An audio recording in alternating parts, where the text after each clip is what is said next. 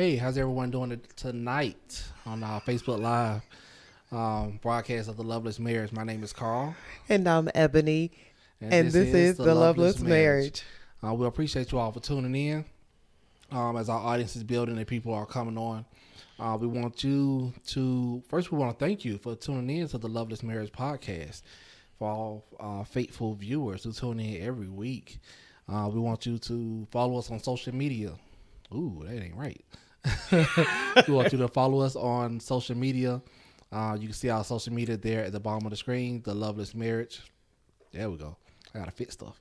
And also subscribe and like to our channel. Yes. Up again. On YouTube. As you're tuning in, please like and share the video. Yeah. Subscribe if you're watching on YouTube. As you see, I am quiet today because normally this is the time that I get fussed at during the intro. So the executive producer is going to have his way today. And he has eaten tonight, so he should be in great spirits. Amen. Praise God. Yeah, nice. So anyway. It's so rude. It's so rude to me. So anyway, tonight we're talking about Are You the One? Are You the One? Once again, for those of you all just coming on, follow us on social media at The Loveless Marriage, Facebook, Instagram, YouTube, and Twitter. Also, subscribe to our YouTube channel, The Loveless Marriage. Also, share and like this video. There you see on the screen, go to YouTube, search The Loveless Marriage. You can see right up there that you can watch all of our videos on YouTube. And tonight, what are we talking about tonight, Ebony? Are you the one? Are you the one? Are you the one? I'll put my glasses on so I can see y'all a little bit. Glasses on. Yeah, we're talking about tonight. Are you the one? As you come in, hey Tibra, how you doing? Mocha's here. A few other people. If you're here, hello guys. If you're here, say hey.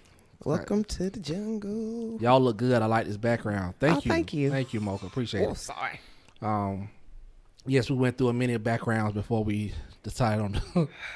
Pray for us as we come together as one.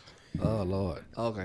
So Carl's going to take the lead tonight, and I'm just going to tease him because we have cups right in front of us. But he got the water bottle ministry tonight, so that's fine. Okay. But Carl is going to take the lead tonight, and I'm going to sit back and I'm going to enjoy this journey of love tonight. But yeah, I'm gonna sit back and chill. Yeah. Anyway, I better be the one. Okay. I better be the one. I better be the one. Okay, yeah, are you the one? Yeah, after 13, 14 years 14 of marriage, years, so you Mocha, better be the one. You is the one, girl. You is the one. Well, no, this is geared more towards singles, those thinking about getting married. Sure, it's even geared towards those that are married. I'm about to say. And you still wondering 2-3 years in, did I marry the right one? Because, you have those thoughts sometimes. Amen. Are you the one? Or should I wait for another? The Bible says, should they send for another? Say, Lord, I need some more. I need some more, what are they called? Some, not prospects, but potentials. Choices? I don't know. Choices, something. Give me some good selections. Yeah. So, anyway, we're talking about Are You the One tonight. This kind of arose because on this date, March 12th, 2017, I proposed to Ebony on this exact date. So we did go out today and we celebrated a little bit. Actually, we celebrated the success of the conference we just came out of, the Purpose Experience, and also celebrated. It's been our 1 year date since I proposed, and it just kind of brought us back to how did I know she was the one? And so that's a question we get a lot. Hey, Tricia, how you doing? That's right. I got to be the one, Jagged Edge voice.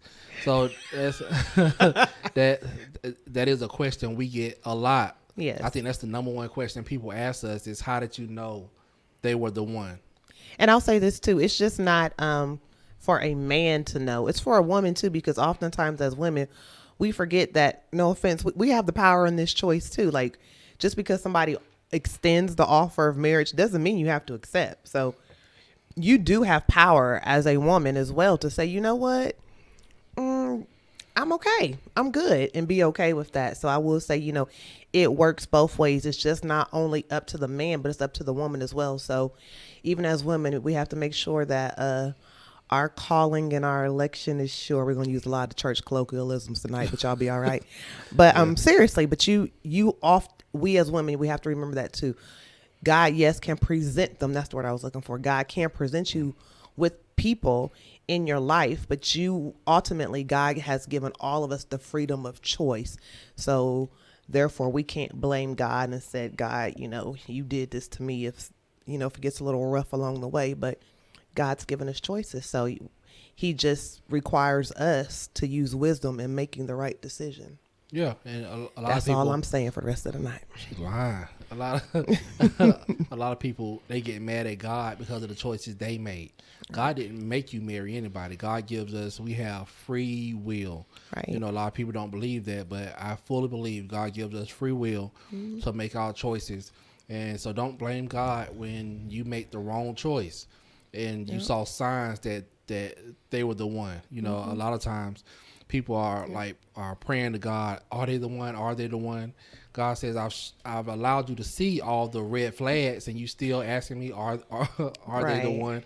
So a lot of times we have to come out of the Bible and use our common sense. A lot of times we have to come out of prayer and use our common sense. Right. No matter how much you fast and pray about somebody, if they are not the one, then stop trying to make them the one.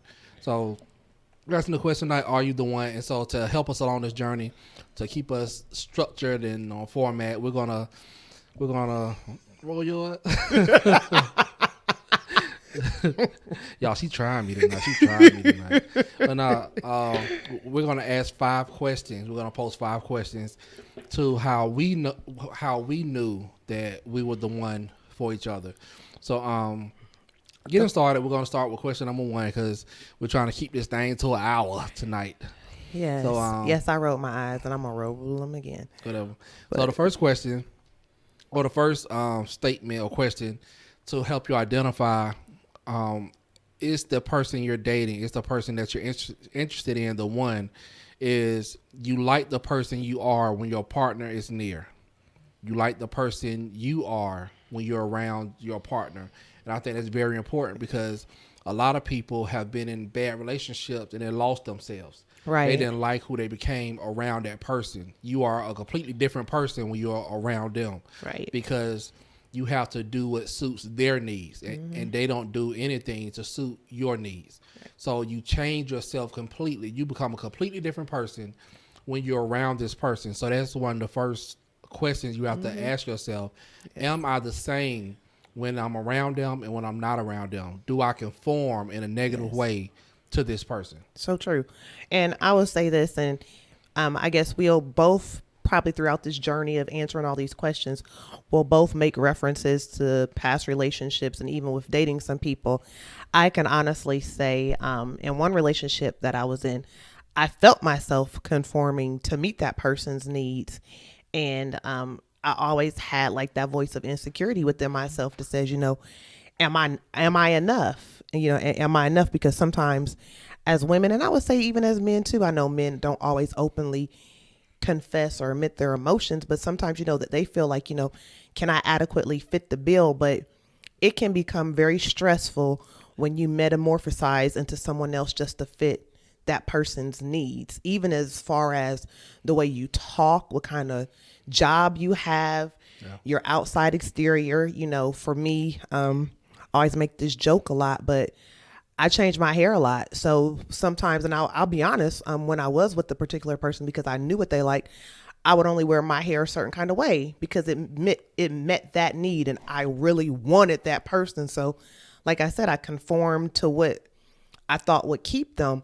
But at the end of the day, if you are not what they want, there's nothing that you can do to make a person stay. Yeah. It has to be something within them that is confident, that is assured, that knows that, this woman or this man wants me and wants me for who I am. So, and I think that is a huge thing that I think both women and men do. We oftentimes try to conform to something that we honestly aren't.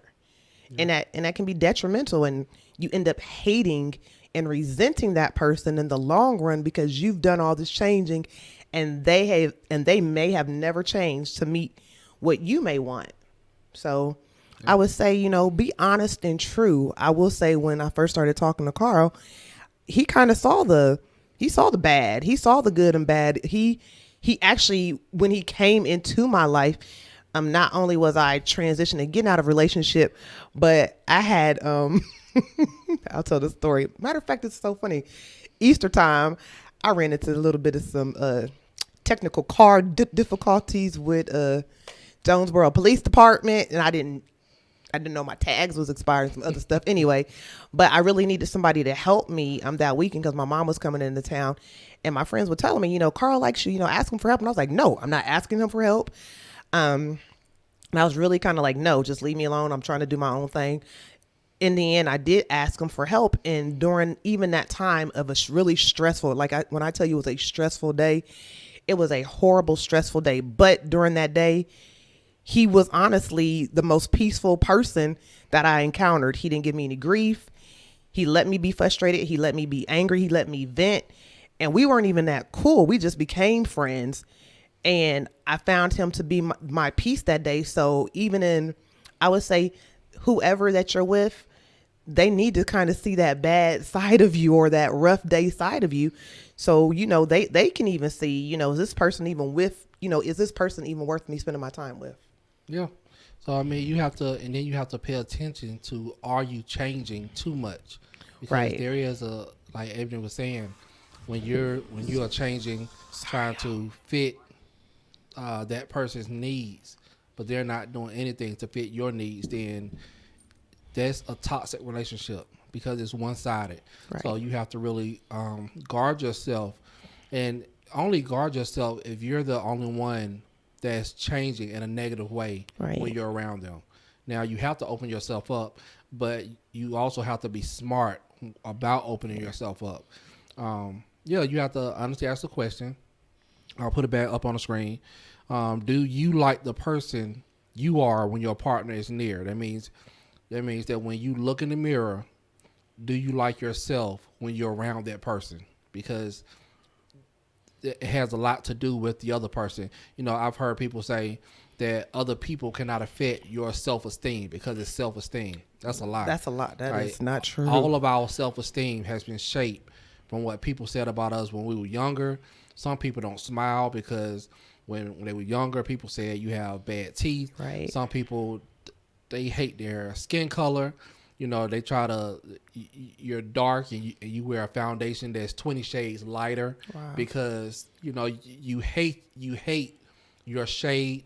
So all of our self-esteem has been shaped by other people. Like whether you like it or not, whether we want to admit it or not, but you have to be comfortable with yourself when you're around someone else. If that other person doesn't make you feel comfortable with yourself, then they may not be the one. I will address something that Tibria said. Tibria Morris said. She said, I can say in my first marriage transition into short hair, he never expressed that he did like it, but my hair was short when we met. So I assumed it wasn't a problem until it slipped out in our marriage. And that is so true. I would say this, even, it's funny, women, hair is a really big thing for a man. And I don't know what it is. I don't know if something happened within childbirth of them arriving in this planet. It's something about long hair, short hair, whatever. Every man is different. But I don't know what it is.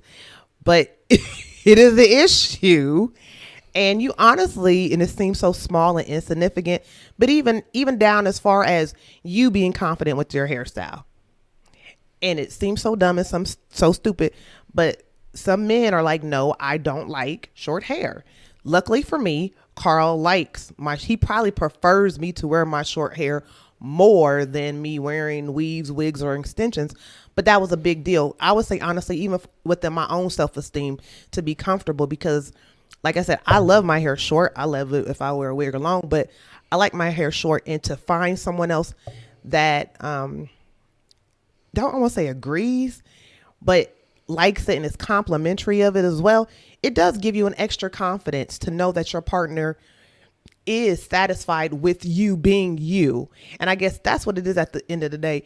Is your partner satisfied with you being you? And are you satisfied with them being them? Yeah. Because at the end of the day, that's the person that you have to wake up with.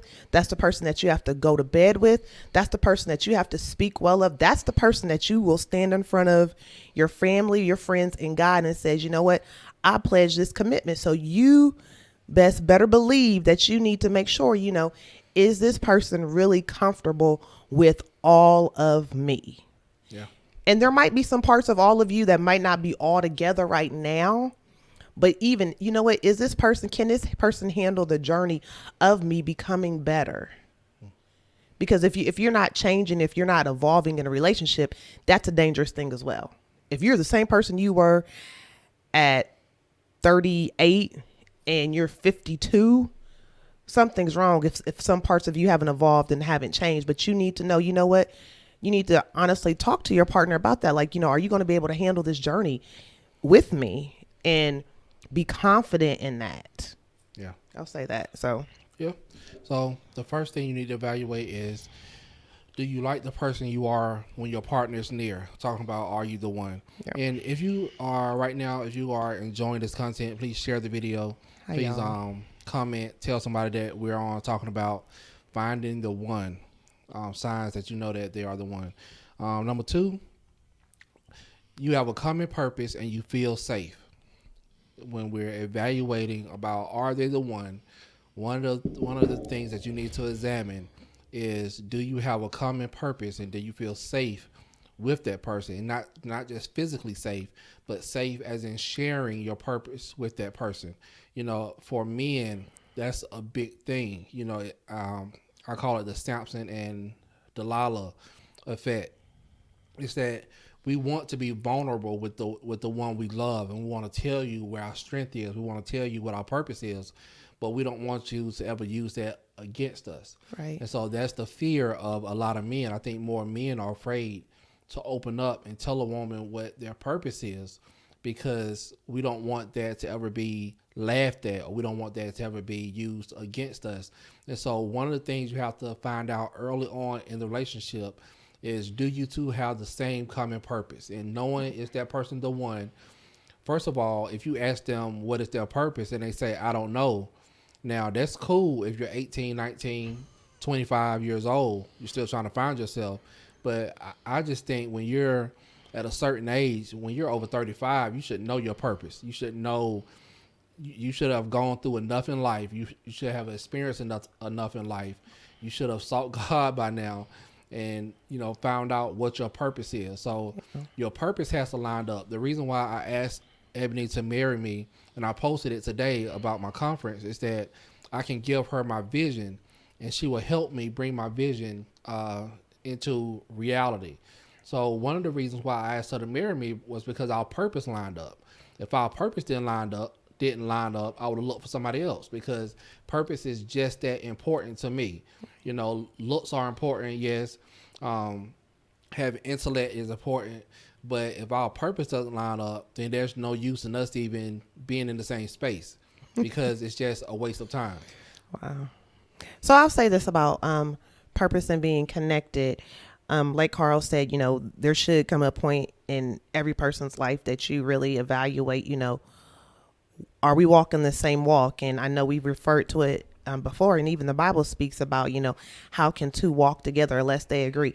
I know that scripture is not always about relationships, but that's about everything in life.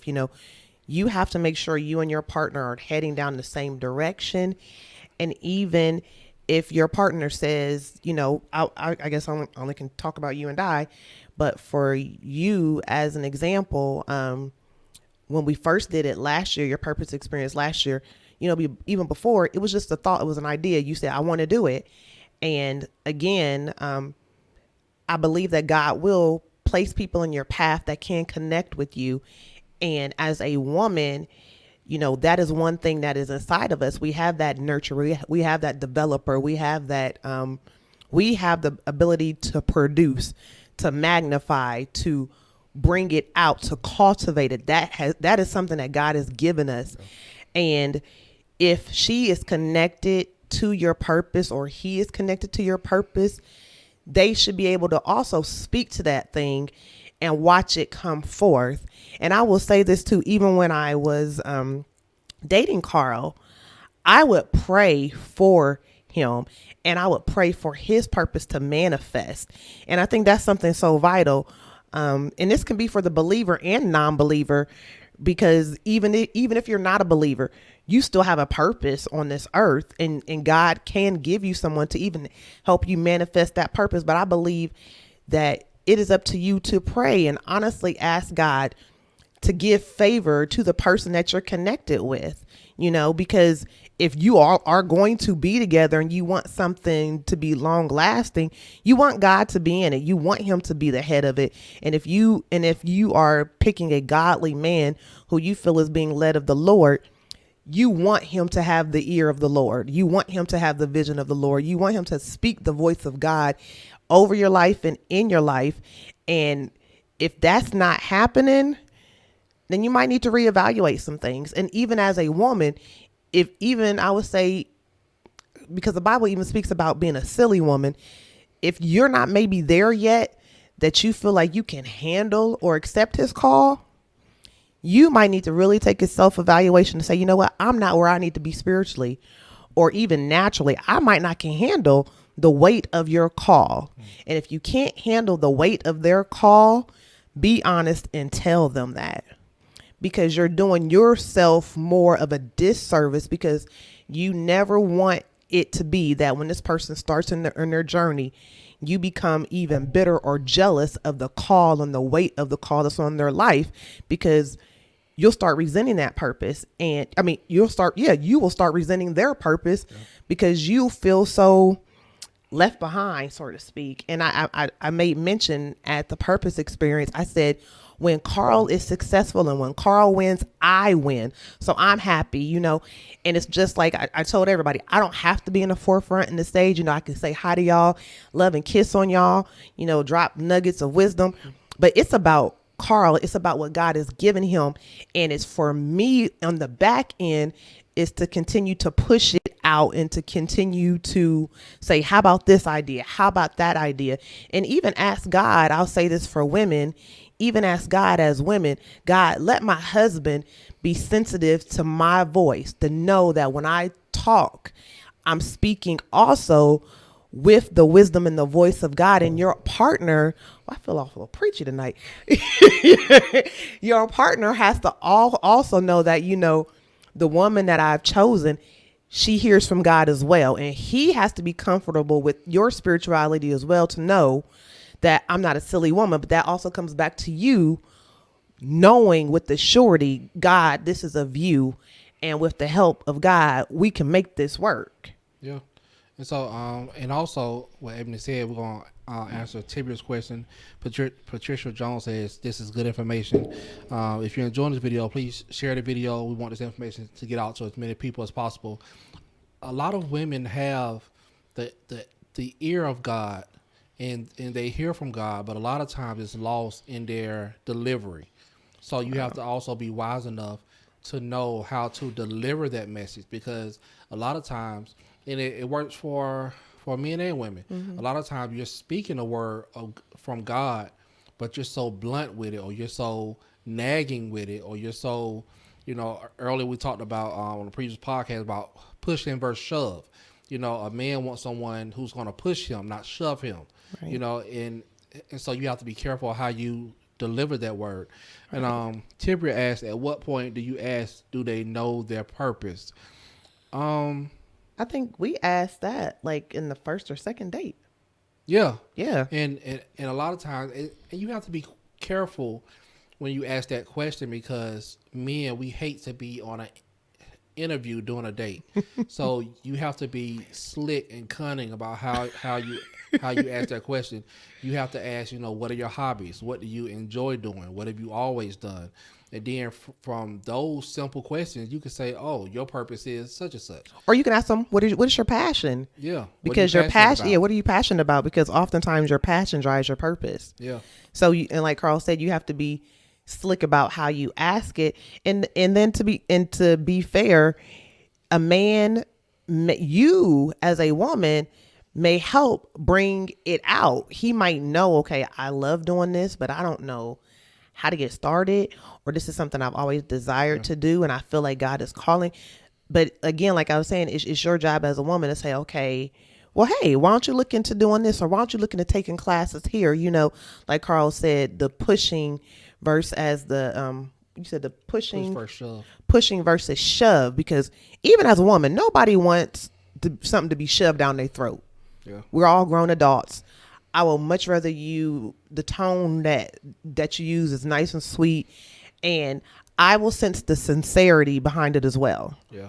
And I will say that too, we have to sense the sincerity. Like I said, being a woman, when I first, I'll take this back. When I first heard Carl exhort, I didn't even hear him preach. He had preached one time before, and I wasn't there for that service, but I heard him exhort on New Year's night. And it's funny because my ex-boyfriend was sitting right next to me, and I tell the story all the time, so it's not like something new. But when he got done, I was like, oh yeah, he's the new kid on the block. I was all happy, like he did good. And I was like, okay, I don't know why I was happy that he did good, because whatever. But as the person that I was dating and we were transitioning of being done, look, they probably was already done and I was still holding on. I remember that night we had a revival. I forgot the name of the revival, but it was in February, and I sat there in church and I was hearing Carl preach. This was my first time hearing him preach. And immediately I said, I want to help him become great. And I was like, whoa, this is weird. Hold on, don't show. Okay, sorry, Bishop commented. I was like, whoa, this is weird. I said, why do I want to help him become great? I don't know him. I shouldn't want to help him become great. And immediately it freaked me out. It scared me. But I was like, okay, God, I need to go home. Because I will say this, during our revival, there were some questions I had asked God about the person that I was connected with. And I told God, whoever you bring in my life this season, I want it to be right. I want us to be connected. I don't want to drag somebody to love Jesus. Like, no offense, we too old to be dragging you to love Jesus. Either you love him or you don't. Either you 1 foot in or you 1 foot out. I ain't got time for that. So immediately when that thought came to my mind, I want to help him become great. I was like, okay, God, I'm just going to be quiet. And I prayed. And not only did I pray, but I received several confirmations, and people didn't even know Carl and I were talking, because, and I will say this, to date now in the church world is a big thing. I'm very private about certain stuff like that. I didn't want everybody to know I was talking or dating Carl. And to the extent that I will call him Elder Butler. I don't even think I even called you Carl until like later on as we dated. I called him Elder Butler because I never wanted certain lines to become grayed and skewed, because why? I still have to worship with this man, and I still have to stand up and listen to him preach, and I still want my heart to be right so I can receive from God. So I will say that too. Even if you're dating someone that is in ministry in church, do your best to keep that, some of those lines clear. No offense, he ain't gonna be pastor and elder all the time when you're out. You can be normal people, but that level of respect has to still be there. So yeah. I will say that too. Like, I still respected his position as a man of God too. And then I didn't want, like my mom will always tell me, you don't want your good to be evil spoken of. And I didn't want that either. So yeah, I will say that you have to, as a woman, it's just something inside of you. I don't know. Maybe every woman's not the same. For me, it was something inside of me that kicked in and said, I want to help him to become great. And, I just let God lead and direct. Now, I don't know what he saw, so he would have to, Brother Carl, Elder Butler would have to speak on his behalf of what he saw, but because I'm not a man, so I can't talk about a man. I only can talk about what I saw. So no, we're just going back to the what we were talking about, how you can lead your partner, but even hey, Bishop said it, don't shove, gentle nudge. Goes back to what I was saying earlier about the push versus shove. No one wants to be shoved. You have to push. You have to lead them into their purpose.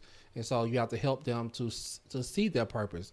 Even though some people won't see their purpose, they know that they've been passionate about a certain thing, but they don't know that this is what I'm meant to do in life. So a lot of times it's up to us to guide each other. Andrew Porter said, hey, how you doing? Hi, Brother Andrew. Hi, Dr. Matista, Malcolm Tanksley, Bishop Trout. Yeah. And so tonight we're talking about, are you the one? How the signs to determine how you know that person is the one. We're answering 5. We're posting 5 quotes or 5 questions for you to consider, that you know that you are dating the right one or getting ready to marry the right one. So let me ask you a question, Carl. How do men know sometimes that the woman is the right one? Because I'm sure women have that question. Like, how do you all know what signs or what things are present, in you all's mind? Yeah, I'm putting you on the spot. You put me on the spot because we're answering the questions. How do you know? Go ahead. No, I mean, it goes back to what we're saying. Like, the first question was, you like the person that you are when you're near them. You have a common purpose and you feel safe. I think that's big for men, to know that we're with someone that has a common purpose. And a lot of times we just know. Like, we just, when Adam looked at Eve, he just knew. It wasn't question and answer time. It wasn't, he just knew. Like, when I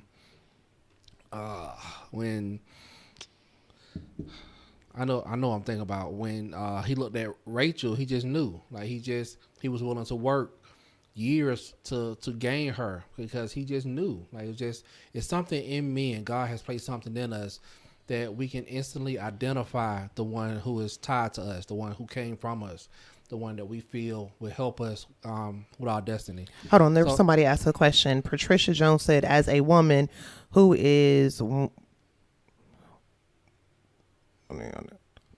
okay, she said, as a woman who is waiting, how can you determine what you should address or feed into?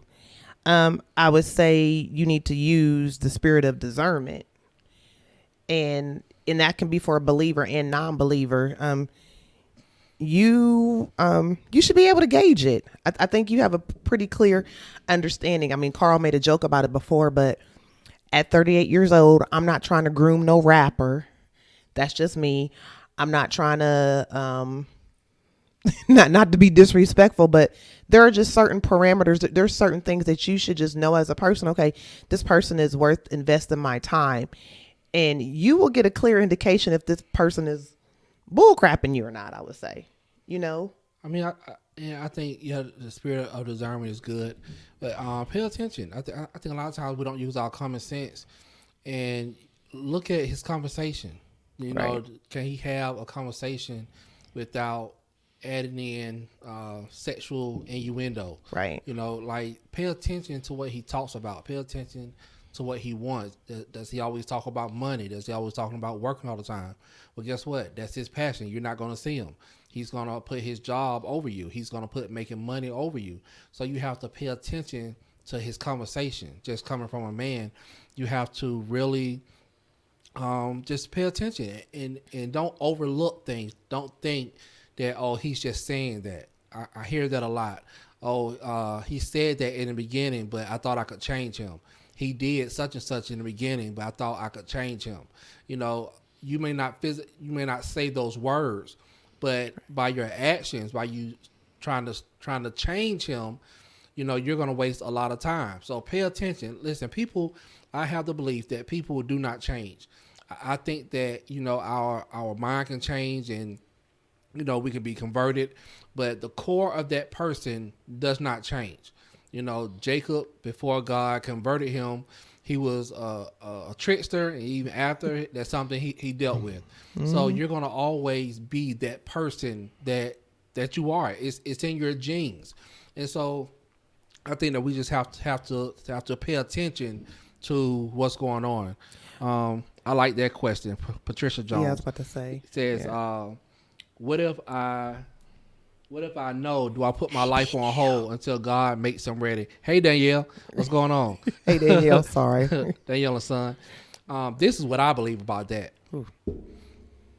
When I asked God for a wife, and I've never really told anybody this. When I asked God for a wife, we about to get some revelation. He told me to prepare myself, because who I'm looking for is not on the level that I am right now.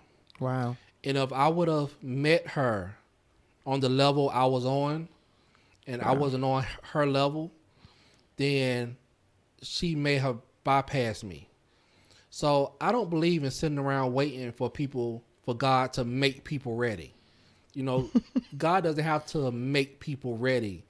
When we meet, I don't believe that a lot of people say, you know, I'm an incomplete person and I met an incomplete person and we came together and now we're complete. God brings two complete people together and puts them together and now they are one.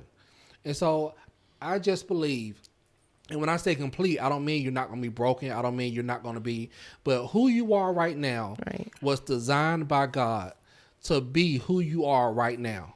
You know, everything you've gone through, all your brokenness, everything you've experienced in life, it's made you a complete person. So I don't believe in incomplete people. I believe that who we are is where we're supposed to be in God. And we believe he's the author and the finisher of our faith. And we believe he's in control of our life. Nothing God made was incomplete. In the beginning, nothing God made was incomplete. When he made Adam, Adam was complete. He looked at Adam and said, it is good. He made Eve, he completed her, and he brought those two together. Right. They were not missing anything. They were not lacking for anything. But together, they were much better. And so I just don't believe that God will waste your time. God is not a time waster. Wow. God is not going to have you sitting around waiting for this person to be right. Because God told me that. And I believe that a lot of times we ignore the voice of God. When God says, prepare yourself. When God says, take classes, get a better job, learn how to cook, learn how to take care of a household. Right. And then you, as a woman, you will meet a man that's looking for all that, and you're not on his level. And so you think, I can't find a man. No, you can't find a man on the level you're looking for. Wow. The men on your level, that's who you're qualified for. And so a lot of times we try to level hop and try to be qualified for a position we're not qualified for. Wow. If I know I'm going for a job that requires a doctorate, a master's, and I stopped at a bachelor's, guess what? I'm not qualified for that position. So when they see my resume come across the desk, it's going right in the trash. And a lot of times we want people we're not qualified for. Right. There are so many women who want to be married to a pastor, to a bishop. How much education do you have? Can you deal with the attention that's gonna come with that? Right. You can't handle anybody in ministry and you're a jealous person. You haven't even dealt with your insecurities yet, but you want a person on a level that's gonna test your insecurities, that's gonna test your security. So that just all goes back to me saying, I just don't believe that God will waste your time and say, okay, this person is for you, but just wait until they're ready. And I'll say this, that it's funny that Carl said that. Wow, we should have talked a little about this before, but because I never told him either. And he made me think about it when I remember one time I was laying in the bed and God told me as well, prepare yourself. And I was just like, okay, God, well, I think I've done this before. But the level that, like, let me go back. When I said I wanted to help Carl become great, there were things that I saw instantly that I'm like, okay, he would need help with this. He would need help with that. I just saw it. Now, did I know, or do I know where God is taking Carl? I believe I have a pretty good indication just because of prayer and things like that. But even I have to be ready within my own self. And I will never forget this day. And oftentimes Carl and we will reference our pastor because we do listen to the voice of wise counsel. My pastor really spoke out my purpose more, even though I was running from it more. And even before Carl and I even got to where we were, he was like, Ebony, he told me, he said, Ebony, invest in yourself. It's okay to be selfish for once in your life. You've been married before, because as some of you all know, we've both been married before. He's like, you have 4 children. Invest in yourself. Invest in that thing that you love to do, that you're passionate about, because you'll take pride in that and you'll take ownership of that. And that thing that you love to do, that's the thing that God is going to use to help you. And it's funny because the job that I had before I have right now, my company had downsized. We had got bought out. But one thing that happened before my company got bought out, my boss asked me, he said, Ebony, is there anything that we can do to help you become better. Only thing we ask is it has to be job related to some type of customer service industry. And I told him, I said, I love event planning. I love putting things together. I love executing things. I love servant leaderhood. I love helping to make things sure things are run and structured in order. And he said, okay, you know what? We have tuition reimbursement. Find the program. It had to meet within a certain parameters. Find the program. We'll pay for it. And to me, that was one sign from God to say, okay, Ebony, you asked me for certain things. I'm here. I'm giving it to you. So before my company even closed, my program, even after I was gone from the company, my job already paid for me to go to the University of Georgia to take my event meeting and planning. So that was already done. And that was steps for me to learn more about how to be better, to be, now I see it, how to even be a better wife to my husband, so I can help him finance things. So I can help him if we go to meet different people to say, hey, you know, don't let them do this. Don't let, you know, certain things to ask for. So like Carl said, God will prepare you even in the smallest thing. And I went up for prayer one time asking I had a question from God, and the lady said, you don't need someone that you're going to have to babysit during your walk with Christ. They have to be where you are going. And if you have to babysit a believer, it's not going to work. Because like Tibria said, it's going to wear you down and it's going to frustrate you. And I was like, okay, because oftentimes, even as women, there might be somebody who we think we want because they meet everything that we want.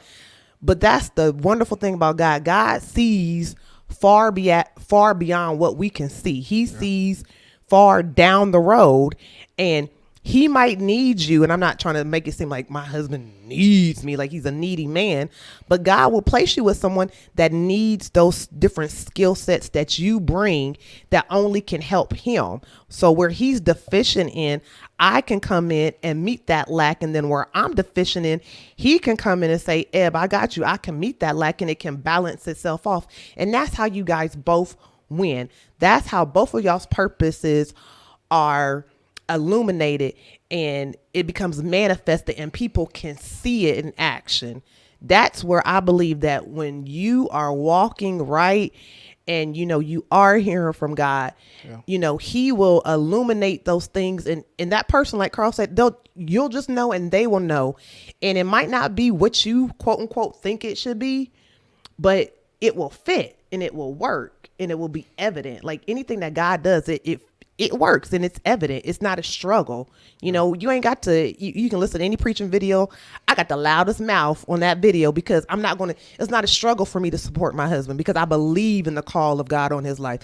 I believe that my husband has a sound doctrine in his ministry. It sounds like I believe in him. And just like I believe in him, he believes that my wife is going to save money. She going to find me a venue spot. She's not going to have me looking dumb and looking crazy. Like he has that confidence. And that's what you need to be searching for as a man and a woman. You don't want somebody that's going to have you looking, as we would say, willy-nilly and dumb at the end of the day. And kind of came back to my mind is that, you know, I'm just to be honest, because, you know, anybody who knows me knows that I care what I say, but I don't, whatever. But no, there were a lot of people when I married Ebony, when I chose Ebony, who had this, why did he choose her? You know, like why her? But, you know, in their pursuit of me, I guess, you know, they thought just looking cute was enough. They thought that just because they were saved in the church was enough. Listen, some things are just baseline. I'm not dating nobody that's not in church, that's not saved. So that's just a baseline. You don't get no brownie points for that.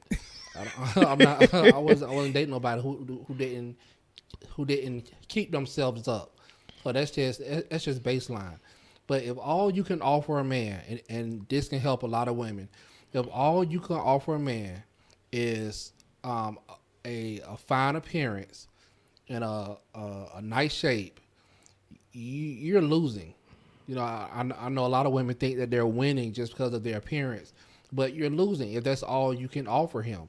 You know, I don't want somebody that's just fine and who just looks good.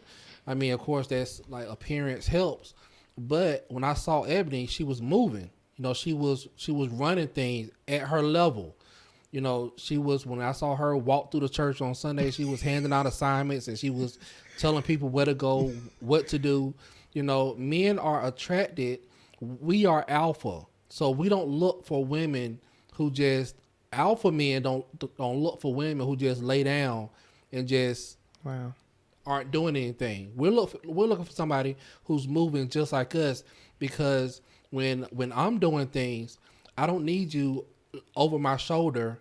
What you doing? What you doing? What you doing? What you doing? Where you going? Where you, like, you have to have your own life. Right. You have to have some business about yourself. And that's where a lot of women get passed over, is because you think just because you're fine or just because you have a nice shape that men should be automatically drawn to you. No, we're looking for somebody who is not going to drain us, but is going to add to us. We don't want liabilities. We want assets. Wow. We don't want someone who's just going to spend all the money, who's just going to waste our time. But we want an asset who can add to us. Ebony added to me. Wow. That's why I married her. And that's how I knew she was the one, because she added to me. She wasn't looking just to take away. And a lot of people come into it like with the mindset, I want a man that's going to take care of me. Wrong mindset. If you want a man to take care of you, you need to go back home and to your daddy's house, because real men, we're not looking to take care of grown women.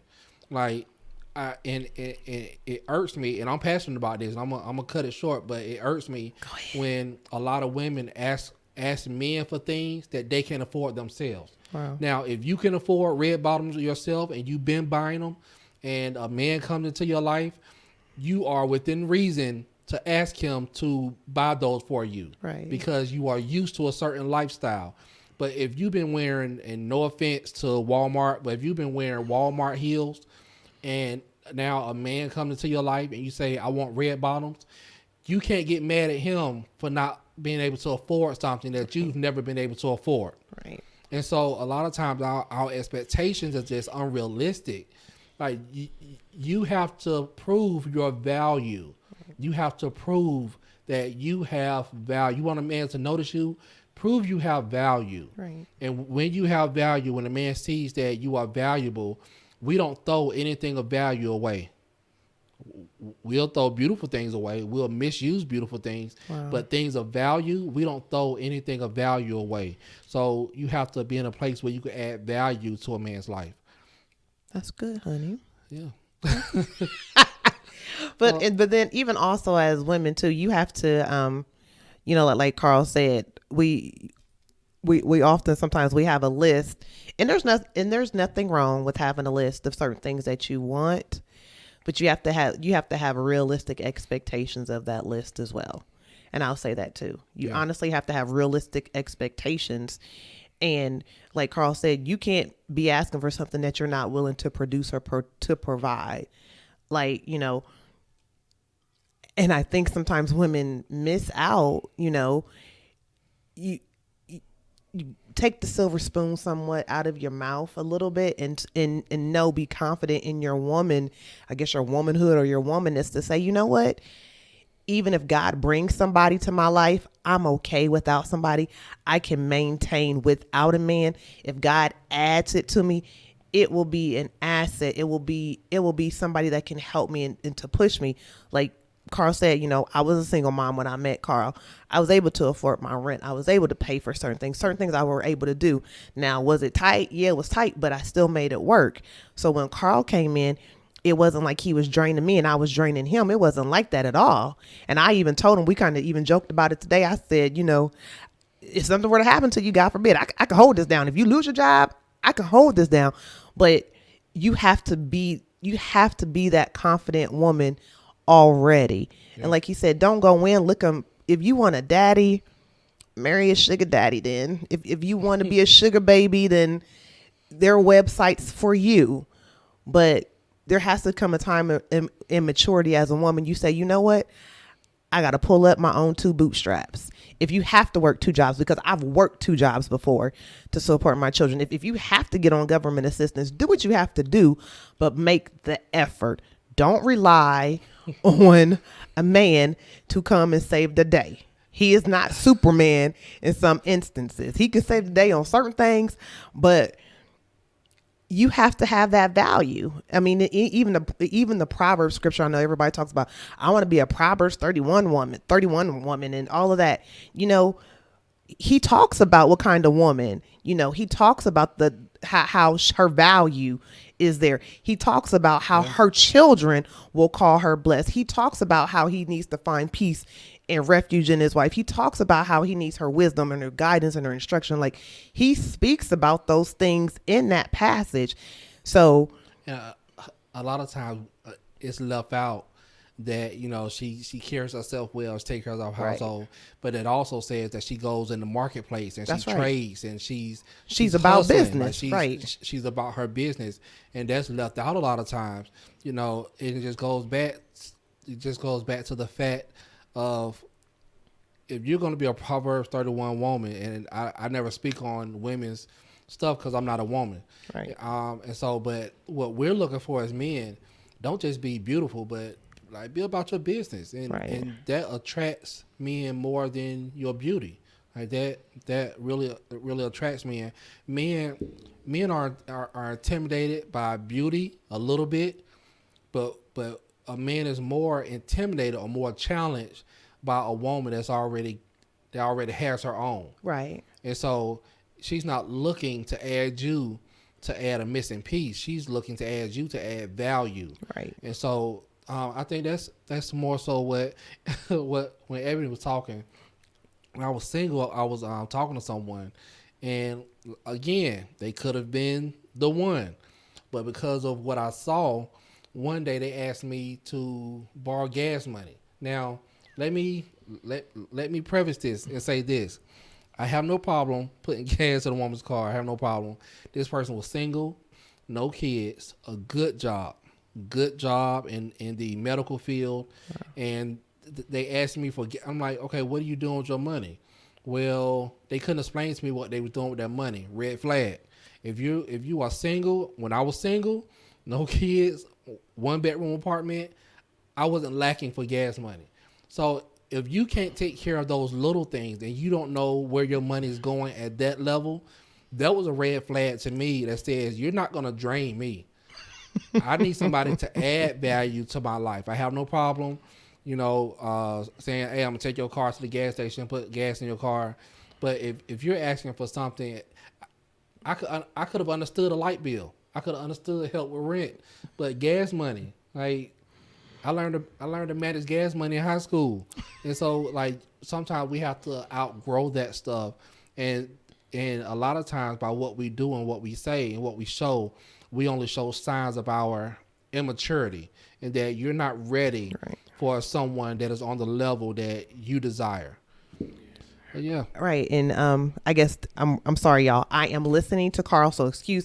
And I have to let me get this disclaimer. I know my face be looking all serious because I be listening to Carl and I be looking on here doing Facebook Live, but a few people are commenting and saying, this is confirmation to them and you can't ask for more than you're willing to give. And to know that, nobody wants to be a babysitter. Nobody wants to be drained nowadays. That is actually the general consensus, and saying, some people said they've already changed diapers once. They're not willing to change diapers for no grown man or woman again. So you just have to pay attention. And I think another thing that Carl said on this, he was saying about that person being their peace. I will say the one thing that women look for in a man is we want to feel safe and secure.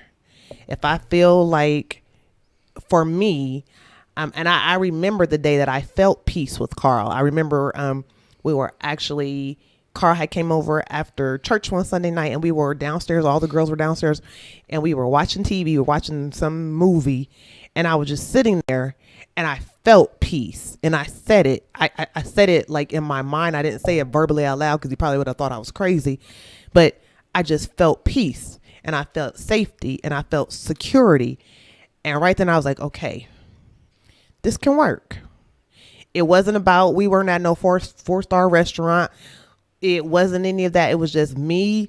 He was present. I was with my girls. We were sitting on the couch. We were watching TV, and I just felt peace. And it's a feeling that you can't describe, but it's just something that you know. And I think that is what women look for. In previous and past relationships that I had been involved in, I did not have peace. I was up worrying about somebody that probably was not worrying about me. I was up texting and calling and checking, and I was doing all of those things. I was losing sleep. I was losing sleep, and I was losing weight, and it just wasn't a healthy situation. And like Carl said, oftentimes, we will ask God, is this the one? Is this the one? And there will be the red flags. There will be the red signs, but we're not willing to accept that. And that's why I said, on our podcast last week, accept God's no. It hurts and it sucks. And I'll be the first one. It hurts and it sucks is because it's not what you want. But God's no is much sweeter. It's so sweeter. The sweetness of God, yes, is so much better than God's no, because you will find when it is God's yes, it does work. Now, I'm not saying that, your relationship, learning each other and being there, yeah, that comes with time. But if you are already starting out the bat, if you starting out the gate and you stressed and you worrying and you texting and you freaking out because they're not calling, and they giving you bull crap excuses, and that person is lying, and you still check and you still choose to stay, that is your fault. Yeah. And you are robbing yourself of that honest joy and that honest peace that you could have, all because you want what you want. It is a beautiful thing when you have the peace and the rest of God over your relationship. And it is, I'll say this too, and it is not your job as a woman to convince a man to want you. And I know I said that earlier, but I will say it again, because oftentimes as women, we go through several changes to make somebody want us that just doesn't want us. And it doesn't mean that you're not a good person. It doesn't mean that you could be a great person for them, but they have to want what you have to offer. Yeah. And don't disturb your peace trying to push yourself on them, because it's not going to work and it's not going to last and it will fail. Yeah. So tonight, and we've ran over our hour, but tonight we're talking about, are you the one? We've gone through 2 questions you should ask yourself when dating someone new, or even when you're considering marrying someone. I don't care if you're engaged. Right. Somebody said, I believe it was Pastor Bradley on Sunday, said it's never too late. Yeah. Even you stand at the altar, you ain't said I do yet. It's never too late. So the first thing we want you to consider, we'll put it on the screen, is, do you like the person you are when your partner is near? Do you like who you have become to please this person when you're around them? And do you have a common purpose and feel safe sharing that purpose? And so we're going to make this a 2-part video. Yay. And so we're going to come back next Monday, and we're going to answer the next 3. It's going to be, they're willing to put in the work. This feels different from everything that has come before, and it's easy. That's the last one. It's easy. So next week, we're going to answer those 3. Are they willing to put in the work? That's how you know they're the one. Does it feel different from everything that has come before them? And is it easy? Is it easy? And so we will address those 3 next week on our Loveless Marriage podcast. We appreciate everyone for tuning in. Listen, before we end this video, give us some hearts. Let's see some hearts going across the screen. If you enjoyed this. And yes. Listen, y'all are making Tibra work overtime. I want to see somebody else's hearts. Her little thumb is like, thank you so much. Thank you so much, Purpose Emerger. Thank you, Tibria. Also, remember to follow us on social media at the Loveless Marriage, as you can see on the bottom of our screen. Before we go, also save the date, June 30th from 6 to 9 o'clock. Please meet us on the campus of Clayton State University for our first Loveless Marriage event. We kind of gave out a clue last week of who Actually, we are bringing in, and we'll give another clue tonight. Their initials is DB. Somebody already responded and gave us an answer, and we told whoever the first one would be, the inboxes or Texas, they would get a special treat if they come to the event. So there is still room if you want to text us just in case they don't come to the event. You can come on down, but next week we will definitely give out the name of the speaker who we will be featuring, the ticket cost for the ticket sales, because we are going to get on those ticket sales because we want to see you June the 30th from 6 to 9. It is a Saturday. We wanted to make it so that everybody could come out. Seating will be limited, will be 100 seats. So you want to be in the place June 30th from 6 to 9. Save the date. Save the date, Clayton State University. We want to see you all there. Yeah. So, Angela, the first question is a really good one. Yeah, I can't. Oh, thank you. We can't wait to get into it next week. The third question. Janice, hey Janice. Janice said that she enjoyed us tonight. Thank you. Hey, Mother Mildred. Mother Mildred, how you doing? Good to see you again. Tibria, this has been so good. Love you both. Appreciate that, Tibria. Listen, we appreciate everyone for tuning in. Please share the video. Encourage your friends to watch the video. This video will also be available on YouTube tonight. So we're going to put the video up on YouTube so you can go back and watch it at The Loveless Marriage. Let me put up our YouTube link. There it is right there. YouTube, The Loveless Marriage. Go watch our videos. Yeah. And also, thank you guys. Carl probably not going to say it, but I'm going to say it again. Thank you guys who came out this past Saturday, March the 10th, to attend The Loveless Marriage. Not The Loveless Marriage. The Purpose Merchant. The Purpose Experience. You the merchant. It was expensive. Hold on. Angela said Juanita Bonham. Girl, bye. Juanita Bonham. We can't afford her. The Lord, look, the Lord is working on our budget. The initials is D as in David, B as in Butler. So DB. If you can guess DB, that's right, Mother Mildred. You can go back and we're gonna post a replay so you can replay it. Hi, Miss Valerie. Thank you so much. But thank you all for coming out to the Purpose Experience. We appreciate you all for sowing into the ministry of C.E. Butler. We thank you for coming to hear the speakers. We've gotten a lot of good feedback from the survey, and we are looking to next year making it even better. And we're even going to be doing some pop-up experiences, Purpose experiences. If you was there at the Purpose Experience or you missed the Purpose Experience, I'm also offering pop-up Purpose Experience. So if you want to host a Purpose Experience, if your ministry or organization want to host a Purpose Experience, please hit my inbox, go to my website, cebutler.org. You can book me from my website, book me from my inbox. So let me know. I want to bring the Purpose Experience to as many people as possible. I want to do one for men, one for women, and one for kids, because everybody needs to discover and know their purpose. Yes. So thank you guys. Again, we appreciate you all taking your time out. We know that you don't have to come on here on Monday nights. You could be getting ready for school, getting the kids ready for bed, but you decided to take a little bit of time out of your evening. And for that, we are always grateful. We're always appreciative. Thank you for calling us and texting us and inboxing us and telling us how you all enjoy it and how it helps you all. I'm sorry. So do you see what's going on in the comments right now? Okay. Tibber said DB David Burrs. Janice says he's too expensive. Tib. Let me tell you something. The favor of God. The favor of God. The favor of God. Hallelujah. We got a miracle. But we do have to share. We're gonna share that blessing, because even how we connected with the person that we're bringing in, it really was a God connection, and it shocked us. Like we was like, us? Yeah. But when you're walking in purpose, God is good. God gives you favor and opens up doors. God is good. And I'm gonna just say this to kind of hint.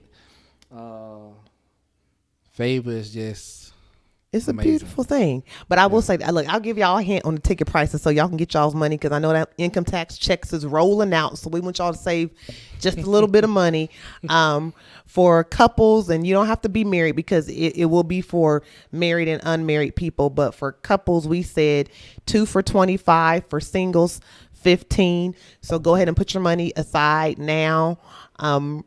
And like we said, you don't have to be married. So if you're married, you're single, you're thinking about it, we want you guys to come. We want that place to be packed out. That is our goal. We want 100 seats filled June the 30th from 6 to 9. And we promise you that it's going to be a great event. We promise you that you guys are going to love the speaker that we have. And most of y'all follow him on social media. I was about to say, most of y'all follow. Well, Carl just said it's a him. So it's a man. How about that? It's a man, and he will be here. And like we said, next Monday, we will be releasing his name and getting the marketing materials out. And like I said, we're telling you verbally, save the date, but we will be creating the Eventbrite, and we about to make this thing happen. So thank you all. Thank you. Hey, Bethany tuned in. Oh, hi, Bethany. Pastor George Jackson, thank you. Mother Cudgel and Sister Mama Robinson, thank you all. But we are definitely excited. Save the date, June 30th, 6 to 9, the Clayton State University. Meet us there. You will not be disappointed. And we are not trying to rob y'all. We're not trying to break the bank, but we believe in making ministry affordable to God's people. Yeah, once again, thank you for everyone who came out to the Purpose Experience. Great experience. I put the pictures up today on Facebook and Instagram. So it was pretty cool. Thank you, Tiberius. And she sponsor someone. Tiberius said she will sponsor a single person. So somebody better hit Sister Tiberi up now to get that free sponsorship. But thank you guys. Yeah, we appreciate y'all for tuning in. We'll see y'all next Monday night right here on Facebook Live of the Loveless Marriage. Night. Have a good night.